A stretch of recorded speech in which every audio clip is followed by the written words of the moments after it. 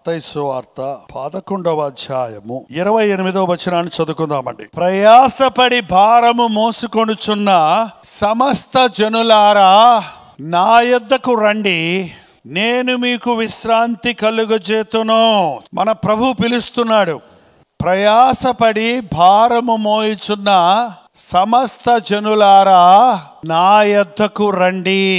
భారాలున్నాయండి నాకు అన్నవారు ఎవరన్నా ఉన్నారా? ఎన్ని భారాలు! అప్పుల భారం, జబ్బుల భారం, పిల్లల భారం, చదువుల భారం, ఉద్యోగాల భారం. ఉద్యోగం లేనివాడికి ఉద్యోగం లేదనే భారం, ఉద్యోగం వచ్చినోడికి ఉద్యోగం చేయలేక భారం. ఏంటండి? రకరకాల భారాలతో మనుష్యుడు నిండిపోయి ఉన్నాడు. అనుదినము ఆయన మీ భారములను భరించుచున్నాడు గనుక మీ సమస్త భారము ఆయన మీద వేయండి. మీ నిమిత్తమై ఆయన చింతించుచున్నాడు గనుక మీ చింత యావత్తు ఆయన మీద వేయండి. అన్ని భారాలకు మించిన పెద్ద భారం ఉంది. ఏంటో తెలుసా? పాపభారం. పాపభారం.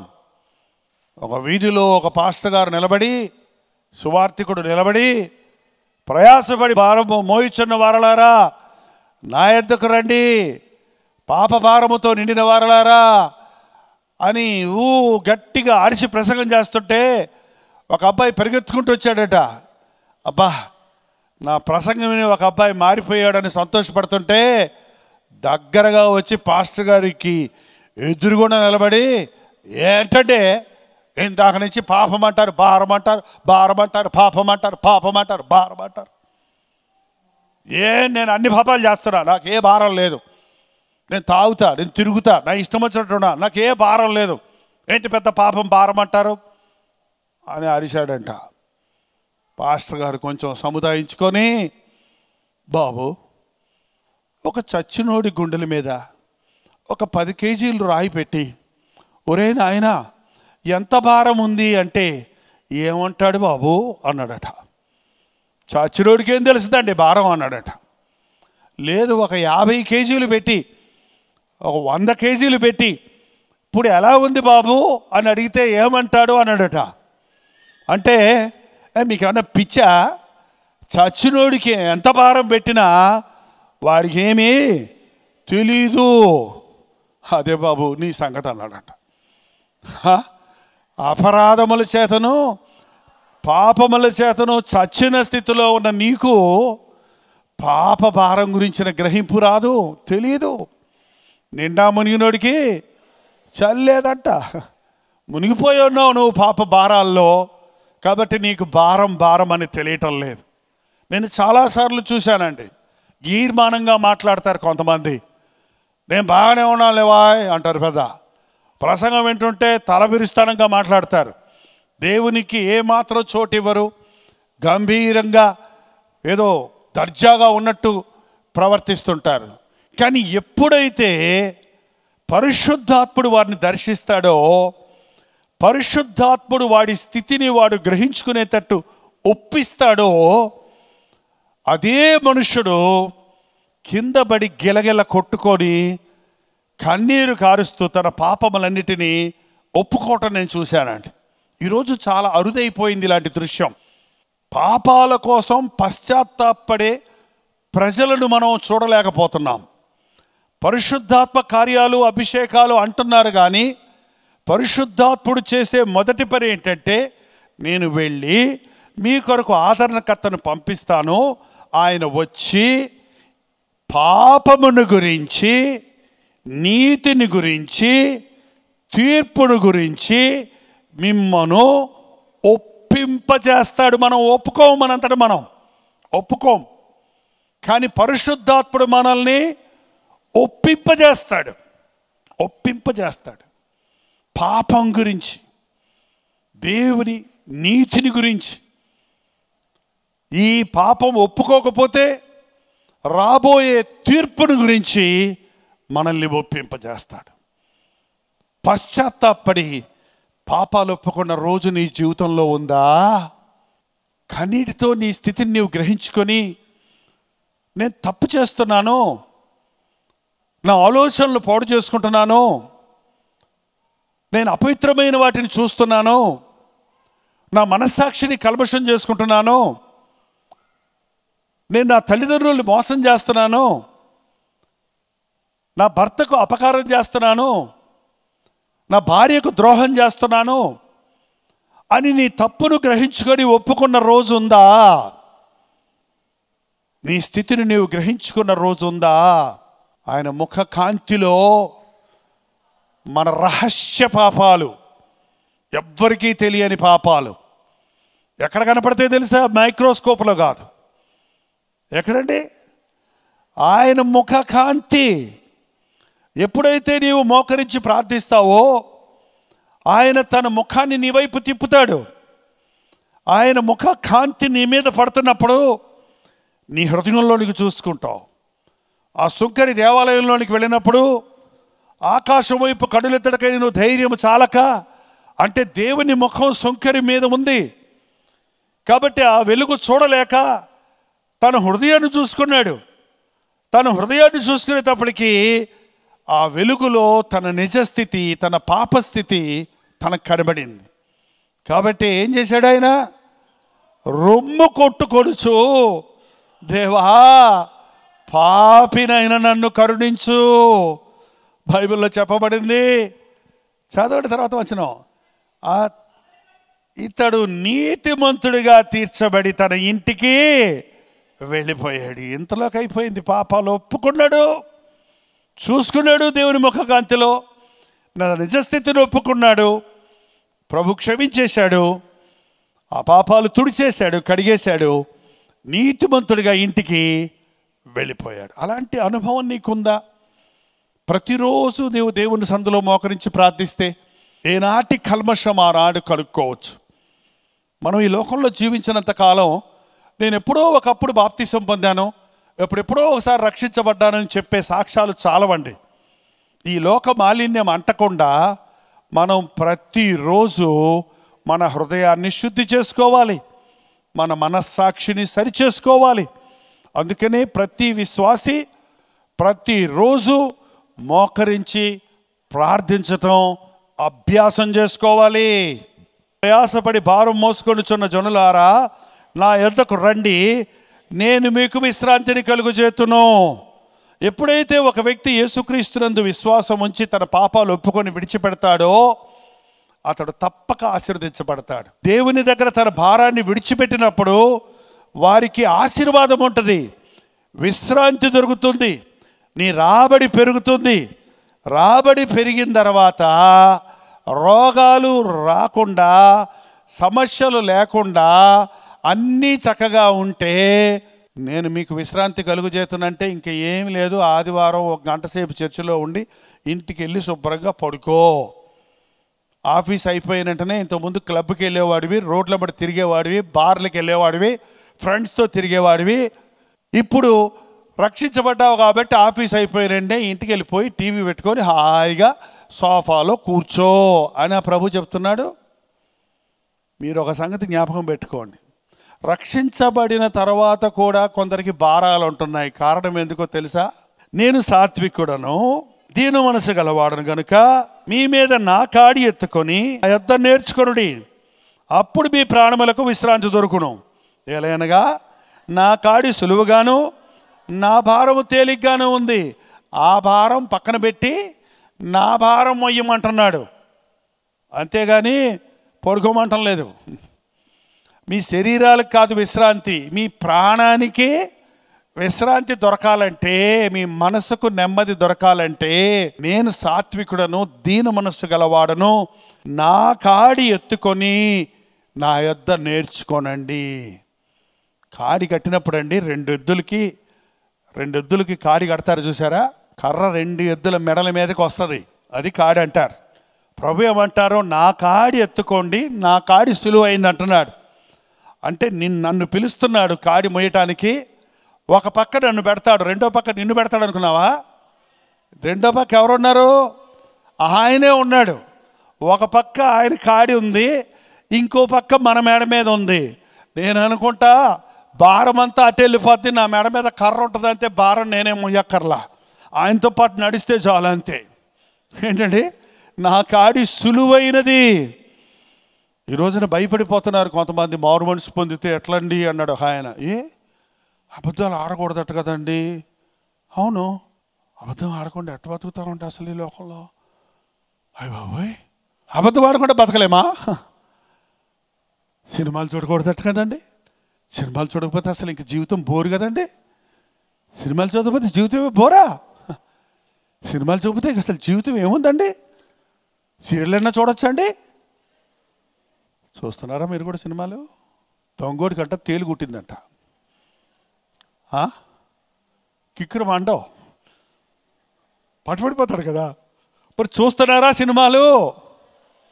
అమ్మయ్య, కొంతమంది చెప్పారు. దేవుని వలన సినిమా హాల్కి వెళ్ళటం మానేసామండి అంది ఒక ఆమె. పక్కనే వాళ్ళ అమ్మాయి చెప్తుంది, టీవీలో వస్తున్నాయి కదా అంకుల్ అని. సినిమా హాల్లో సినిమా చూడకూడదు, టీవీలో చూడొచ్చా? ఇప్పుడు ఇంకా కొత్త రకంగా మొదలుపెట్టారు. టీవీలు మేము చూడమండి, అస్సలే టీవీలు చూస్తానికే టైం లేదండి. ఎప్పుడు సెల్ ఫోన్ చేతిలో ఉంటుంది కదండి, దాంట్లో రెడీమేడ్ సినిమాలు ఉంటాయంటే ఎప్పుడు. ఏంటంటే ఖర్చు లేకుండా, టికెట్ కొనుక్కోక్కర్ లేకుండా చూడవచ్చు. ఈ సమయాన్ని సెల్ ఫోన్ ముందు గడుపుతున్నావంటే నీ భారాలు ఎక్కువైపోతాయి, నీ సమస్యలు ఎక్కువైపోతాయి. నువ్వు ప్రభు బిడ్డవైతే నీ మిగిలిన సమయం అంతా ఎవరికి ఇవ్వాలి? నా కాడి ఎత్తుకో, నా భారం మొయ్యి, నా భారం సులువైనది. ఏంటి ఆయన భారం? కొరింథీయులకు రాసిన మొదటి పత్రిక 9వ అధ్యాయం 16వ వచనం, నేను సువార్తను ప్రకటించుచున్నను, నాకు అతిశయ కారణము లేదు. సువార్తను ప్రకటించవలసిన భారము నా మీద మోపబడి ఉన్నది. ఏంటి ఆయన భారం? సువార్తను ప్రకటించవలసిన భారము రక్షించబడ్డ వారి మీద మోపబడి ఉంది. నేను విశ్వాసిని అన్న ప్రతి ఒక్కరూ సువార్త ప్రకటించాలి. ఇదేదో పాస్టర్లు, సువార్తికులు, బిషప్పులు పని అనుకుంటున్నారేమో. క్రీస్తు రక్తములో కడగబడ్డానన్నవారు, క్రీస్తు ప్రేమను అనుభవించిన వారు సువార్త ప్రకటించాలి. సువార్త అంటే ఏంటి? సువార్త అంటే ఏంటండి? మంచి వార్త అంటే ఏంటి? మంచి వార్త నిత్య నరకానికి పోకుండా పరలోక రాజ్యానికి చేర్చడానికి యేసు ప్రభు ఈ లోకంలోనికి వచ్చాడు. నీ కన్నీరు తుడిచే ప్రభు ఆయన, నీ పాపాలు క్షమించే ప్రభు ఆయన, నీ కొరకు పరలోకాన్ని సిద్ధపరిచిన వాడు. ఇదిగో ప్రజలందరికీ కలుగుబో మహాసంతోషకరమైన సువార్తవానమును నేను తెలియజేయుచున్నాను. నేడు రక్షకుడు మీ కొరకు పుట్టి ఉన్నాడు. ఈ రోజున యేసుక్రీస్తు రక్షకుడు అనే మాట ఎరగని వాళ్ళందరూ ఉన్నారండి. ఆయన నామములో పాప క్షమాపణ ఉన్నదన్న సంగతి ఎరగని వారందరూ ఉన్నారు. ఆయన మన రోగాల నుండి మనల్ని స్వస్థపరుస్తాడన్న విషయం తెలియని వారు ఇంకా ఎందరో ఉన్నారు. ఈ రోజున నువ్వు నేను ఆయన సువార్తను ప్రకటించాలి. యేసు నామము ఎరగని వారికి సువార్త ప్రకటించవలసిన భారము నా మీద మోపబడి ఉన్నది. సువార్త ప్రకటిస్తే నాకేమి లాభం? మీటింగులు పెడితే ఏమి లాభం? ఏంటండి, ఈరోజు సేవ చేస్తే నాకేమి లాభం అని అనుకుంటున్నారు విశ్వాసులు. సువార్త ప్రకటించవలసిన భారం మన మీద మోపబడి ఉంది. నీకు ఇష్టం లేకపోయినా సరే యేసయ్య చెప్పిన మాటను నీవు ఉచితముగా ప్రకటించాలి. గృహ నిర్వాహకత్వం మనకు అప్పగించబడిందంటే ఆ బాధ్యత మన మీద పెట్టాడు దేవుడు. నీ మీదున్న పాప భారాన్ని తీసివేసి నీకు సువార్త భారాన్ని పెట్టాడు. మా బైబిల్ కాలేజీలో ఒక సహోదరులు ఉండేవారు. ఆయన వివాహం చేసుకోకుండా తన జీవితం అంతా ప్రభు కొరకు అర్పించుకున్నాడు. చాలా మితమైన ఆహారం మాతో పాటు ఎవరొస్తులమేగా ఉన్న మాతో పాటు భోంచేసేవాడు. ఆయన అప్పటికి ఒక 60 సంవత్సరాల వయసు ఉన్నప్పటికీ కూడా ఆయన భోజనం బల్ల దగ్గర కూర్చున్నాక గబగబ లేచి వెళ్ళిపోయాడు. ఒక్కోసారి చేయి కడుక్కొని తినకుండా ఒక మొత్తం నోట్ అట్టెత్తుకొని మళ్ళీ పరిగెత్తుకుంటూ వెళ్ళిపోయాడు. ఏంటి ఏమైంది బ్రదర్ అని అడిగితే, నేను రోజుకి ఒక 30 మందికి కరపత్రాలు పంచిపెట్టకుండా భోంచేయను అని నిబంధన చేసుకున్నాను. ఇవాళ 25 మందికే పంచిపెట్టాను, ఇంకా 5గురు దొరకలేదు, నాకు పంచొచ్చాక తింటానని మళ్ళీ వెళ్ళిపోయాడండి. మెయిన్ రోడ్డుకి వెళ్ళిపోయి ఒకరోజు నేను ఆయన్ని చూశాను. ఆయన పెద్ద సేవకుడు, సీనియర్ దేవుని సేవకుడు ఆయన. కానీ ఆయన తమిళనాడులో ఆ రోడ్ల మీద వాళ్ళకి పత్రిక ఇస్తాడు. ఏవే అంటున్నారు అందరూ కూడా. అరే అయ్యగారిని ఇలా అంటున్నారేంటి? ఇలా అన్నా సరే, ఎగతాళి చేసినా సరే, తృణీకరించినా సరే సువార్త అందాలి అని ప్రయాసపడేవారు. ఇవాళ మనకి ఎన్నో అవకాశాలు ఉన్నాయండి. ఇప్పుడు కరపత్రాలు పంచిపెట్టవలసిన అవసరం లేదు. ఇప్పుడు బహు సులభముగా సువార్తను ఇతరులకు పంచడానికి దేవుడు మన చేతిలో సెల్ ఫోన్ పెట్టాడు. ఆ సెల్ ఫోన్ను సువార్త పనికి తప్ప మిగిలిన పనులన్నిటికీ వాడుతున్నారు మనుషులు. న్యాయమా ఏంటండి? మీ యొక్క సెల్ ఫోన్ ద్వారా ఒకరికి ఒక వాక్యాన్ని వాట్సాప్లో పెట్టండి, ఒక చిన్న మంచి పాటని ఒక ఫేస్బుక్లో పెట్టండి, ఒక ఫ్రెండ్కి ఒక SMS పంపించండి. ఇదిగో ఇలాంటి గెట్ టుగెదర్కి రండి, మీకోసం ప్రార్థన చేస్తారు. మీకు తెలిసిన వారికి ఈ యేసయ్య వార్త వినేటట్టు చేయొచ్చు కదా. నీ పరిధిలో నీవు ఏ విధంగా ప్రత్యక్షంగానో పరోక్షంగానో పరిచర్యలో పాలిభాగస్తులు అయినప్పుడు గిన్నెడు చన్నీళ్ళు ఇస్తే దాని ప్రతిఫలం మీరు పోగొట్టుకోడు. ప్రవక్తను ఇంట చేర్చుకుంటే ప్రవక్తకు రావాల్సిన ప్రతిఫలాన్ని నీకు కూడా ఇస్తాడంటున్నాడు దేవుడు. చూడండి, ఈ రోజున సువార్త పరిచర్యకు ప్రోత్సాహం ఇచ్చేవాళ్ళు ఎంతమంది ఉన్నారు?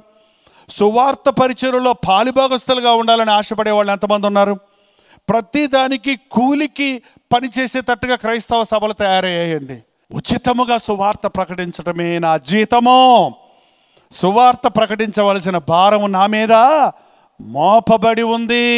ఎప్పుడైతే మనం రక్షించబడ్డామో వెంటనే మన హృదయంలోనికి ఒక భారం రావాలి. నా ఫ్రెండ్ రక్షించబడాలి, నా తల్లిదండ్రులు రక్షించబడాలి, నా బిడ్డలు రక్షించబడాలి, నా పొరుగువారు రక్షించబడాలి, యేసయ్య ప్రేమను నా చుట్టూన్న వారికి నేను అందించాలి అన్న సువార్త భారం మనకు ఉండాలి. ఇంకొక భారం చెప్పమంటారా?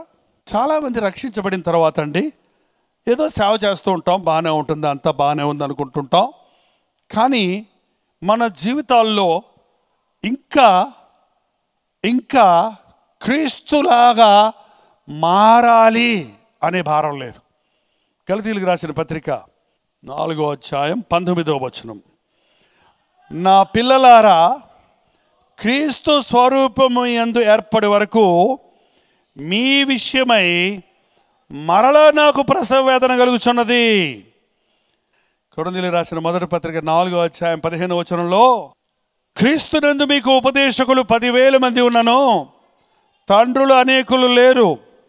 క్రీస్తు యేసునందు సువార్త ద్వారా నేను మిమ్మల్ని కంటిని కనుక మీరు నన్ను పోలి నడుచుకొని ఉండవలనని మిమ్మల్ని పౌలు అంటున్నాడు. మీకు ఉపదేశకులు, బోధకులు బోల్డ్ మంది ఉంటారు, బోధించిపోయేవాళ్ళు. కానీ మీకు తండ్రులు ఎక్కువ మంది ఉండరు. ఒక వ్యక్తికి తండ్రులు ఎంతమంది తండ్రులు ఉంటారు? ఒక్క తండ్రే. నేను క్రీస్తు యేసు యొక్క సువార్త ద్వారా నేను మిమ్మల్ని కన్నాను కాబట్టి మీరు నన్ను పోలి నడుచుకోవాలని ఆశపడుతున్నాను అన్న పౌలు సువార్త ద్వారా ఆత్మలను కన్నాడు. ఇక్కడ గలతీయులకు రాసిన పత్రికలు ఏమంటున్నాడు? నా పిల్లలారా, కన్న బిడ్డలారా, క్రీస్తు సారూప్యము మీ యందు ఏర్పరు వరకు మీ విషయమై మరలా నాకు భారం, ప్రసవ వేదన. లోకంలో అన్ని వేదనలకు మించిన వేదన ప్రసవ వేదన. పురుషులకు తెలియదేమో అది, కానీ ఆత్మల భారం విషయంలో ప్రసవ వేదనకు మించిన ఆత్మవేదనతో పరిశుద్ధుడైన పౌలు అంటున్నాడు, మీ విషయమై నేను మరలా ప్రసవ వేదన పొందుచున్నాను. ఒక వ్యక్తి రక్షించబడటం గొప్ప కాదండి. రక్షించబడ్డవారు క్రీస్తు సారూప్యంలోనికి మలచబడాలి. ఒక బిడ్డను గంటే అయిపోయిందమ్మా తల్లి పని? చెప్పండి, 9 నెలలు మోయటం సామాన్యం కాదు. క్షేమమైన సుఖప్రసూతి జరగటం అంత సులభం కాదు. చక్కగా ఎలాగో ప్రయాసపడి మోసావు, కనేసావు, బిడ్డ పుట్టేశాడు. అయిపోయిందా? చెప్పండి. అసలు పని అప్పుడే ఉంది. రోజు ఆ బిడ్డకు పాలు పట్టించి, ఆ బిడ్డను ఎత్తుకొని కంటికి రెప్పలా కాపాడి, ఆ బిడ్డ రోజు రోజు ఎదుగుతుండగా ఆ చిన్న చిన్న దగ్గులు జలుబులు ఆ తుమ్ములు వస్తుంటే ఆ మోషన్ అవ్వకపోతే ఒక గొడవ, మోషన్లు ఎక్కువైతే ఇంకో గొడవ. ఏంటంటే అన్ని సమస్యలే కారణం తల్లులు బిడ్డలను శ్రద్ధ తీసుకోవడంలా, అలాగే పాస్టర్లు విశ్వాసుల్ని శ్రద్ధ తీసుకోవడంలా. ఎంతమంది చేతులు ఎత్తారో లెక్కేసుకుంటారో, ఇంతమందిని సంపాదించేశాను అంటారే కానీ వాడు మారాడా, రూపాంతరం పొందాడా, క్రీస్తు సారూప్యంలో ఎదుగుతున్నారా, ఆత్మల భారం కలిగి ఉన్నారా, సేవలో పాలిభాగస్తులుగా ఉన్నారా, హృదయ శుద్ధిని కాపాడుకుంటున్నారా, క్రీస్తు సారూప్యంలో మలసపడుతున్నారా అని శ్రద్ధ తీసుకునే సేవకులు తక్కువైపోయారు. జనులు ఎక్కువైపోతే సేవకులు ఎడ తీసుకుంటాడు? ఏంటంటే 8 మంది పిల్లలకైతే చేయించగలదు, 36 మంది పిల్లలు ఉన్నారు అనుకో ఎట చేస్తారు? ఒక అమ్మ ఎట చేస్తుంది? ఒక పాస్టర్ గారు ఎంతమంది సంఘం ఉంటే ఫస్ట్ ఇచ్చుకోగలటు ప్రతి ఒక్కరిని? ఎంతమందిని పట్టించుకోగలడు ఒక మనిషి? కొంతమందినే పట్టించుకోగలడు. పౌలు అంటున్నాడు, నాకు ఆత్మల భారం ఉంది, నేను సంపాదించిన ఆత్మల్ని క్రీస్తు సారూప్యంలోనికి తీసుకురావాలి, నా సారూప్యంలోనికి కాదు. ఎలా తయారు చేయాలి? నేను చిన్న చిన్న క్రీస్తులుగా చేయాలి. నేను సంపాదించిన వారందరినీ మిమ్మల్ని పరిపూర్ణులు చేసి నిర్దోషులుగా క్రీస్తు ముందు నిలబెట్టే వరకు నా పని అనేవాడు. అది భారం. రక్షించబడ్డ ప్రతి ఒక్కడికి నేను క్రీస్తు సారూప్యంలోనికి మలచబడాలి అనే భారం కావాలి. ఒక్క నిమిషంలో రక్షించబడవచ్చు, ఒక్క నిమిషంలో మనం పరిశుద్ధపరచబడలేం. దినములు గడుస్తుండగా, ప్రభుత్వ సహవాసం చేస్తుండగా, ఆయన వాక్యంతో మనల్ని సరిదిద్దుకుంటుండగా, గద్దింపులు దిద్దుబాటులు తీసుకుంటుండగా మనం క్రీస్తును పోలే మారుతాం. సువార్త భారం రక్షించబడిన వ్యక్తులను క్రీస్తు సారూప్యంలోనికి మార్చాలనే భారం.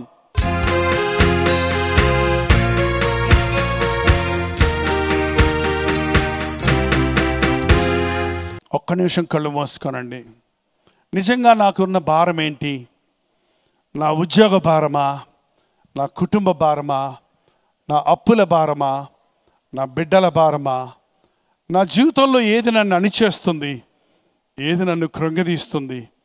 నేను రక్షించబడ్డాను కదా, నా పాప భారం నుంచి నన్ను విడిపించాడు కదా, ఇంకా ఎందుకు నా జీవితంలో ఈ భారాలు అని ఒక్కసారి పరిశీలించుకుందాం. పరిశుద్ధుడా, ప్రేమగల తండ్రి, ఒక్కసారి మమ్మల్ని చూడు నాయన.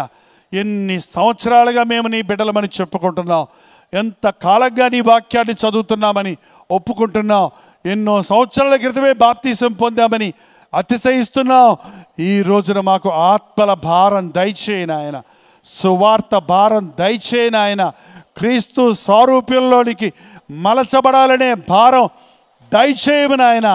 నా దేహ సంబంధమైన, నా ఇంటివారు, నా రక్త సంబంధులు, నా దేశస్థులు మారాలి అనే ఆరాటంతో కూడిన ప్రార్థనాత్మను దయచేయము తండ్రి. ఈ రాత్రి ప్రతి ఒక్కరిని దర్శించు, ప్రతి విశ్వాసి గుండెల్లో రగులు కలిపిన ఆయన యేసయ్య కొరకు నేను బ్రతకాలి, ఆత్మలను నేను సంపాదించాలి, ఏ ఒక్కరు నరకానికి పోకుండా, నిత్య నాశనానికి పోకుండా పరలోక రాజ్య వారసులు ఉన్నట్లుగా ఆత్మలను పట్టు జాలరిగా నేను జీవించాలి అన్న అభిలాష మాకు దయచేయము తండ్రి. మరింతగా నీ సత్య సువార్తను గురించిన విషయాలు తెలుసుకున్నట్లుగా సహాయము చేయమని యేసు క్రీస్తు నామములో అడుగుచున్నాము తండ్రి. ఆమేన్.